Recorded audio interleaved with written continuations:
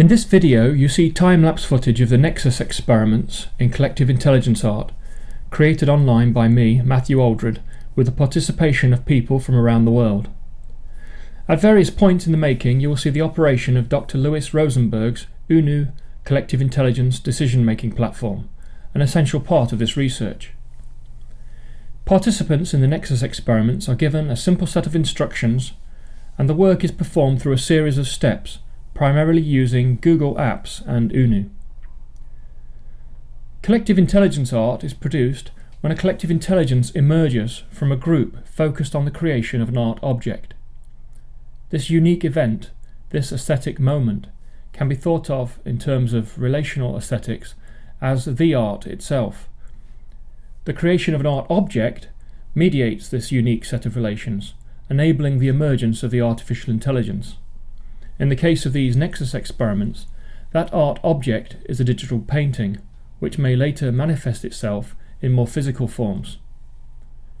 The completed art object is best thought of as an artifact of the event. It comes to symbolize the event.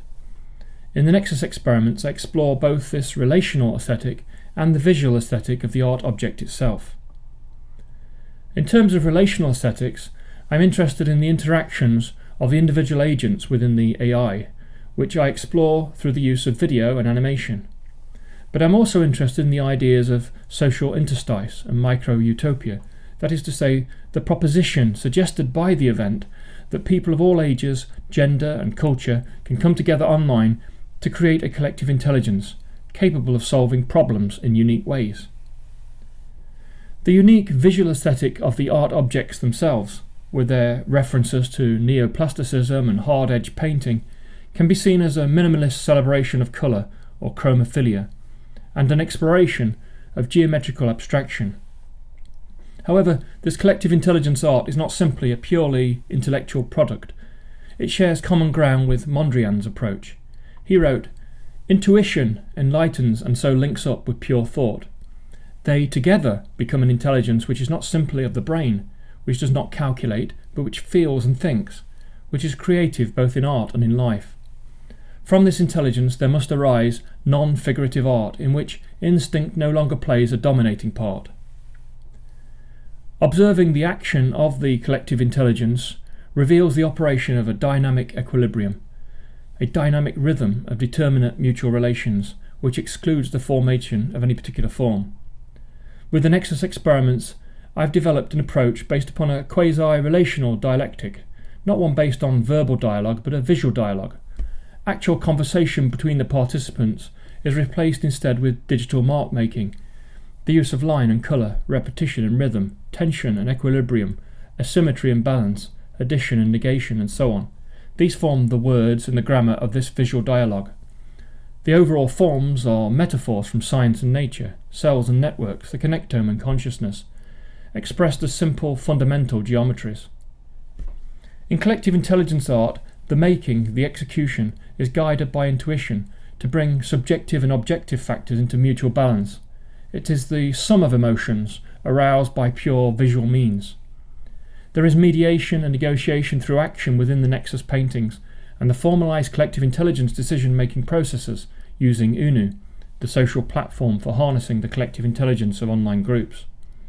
Put another way, a visual consensus is achieved through both the operation of the participants within the work and the decision-making processes that constitute the collective intelligence, mediated by sophisticated voting systems, similar to those used when honeybees try to solve complex problems. The collective intelligence art event becomes as if an extended visual aesthetic moment, that is to say, brief incidents that bring participants together through the use of a visual dialogue. Dialectical aesthetics proposes that success in human relationships comes from resisting the monologue and resisting efforts to try and eliminate the tensionality and eliminate the interplay. It is through rituals that the tensions are mediated and the relationships celebrated. These rituals are aesthetic moments.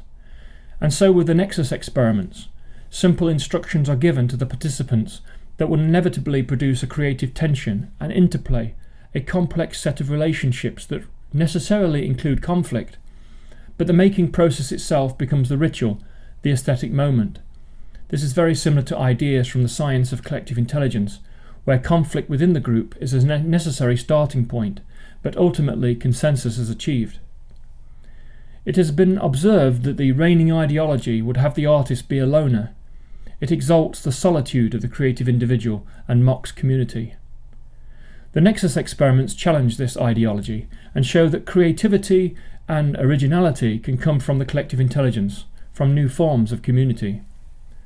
The Nexus paintings render concrete the social work of the collective intelligence and regulate the interhuman encounters of the participants. The creative act of the collective intelligence is first and foremost a materialism of encounter. It is not art as commodity. Collective intelligence art is a social interstice, that is, a place to learn to inhabit the world in a better way, pooling our intellectual resources, becoming as one, while simultaneously undermining the ideology of the supremacy of the individual, and in particular the notion of artist as solitary loner genius. Collective intelligence art is a micro-utopia of intersubjectivity.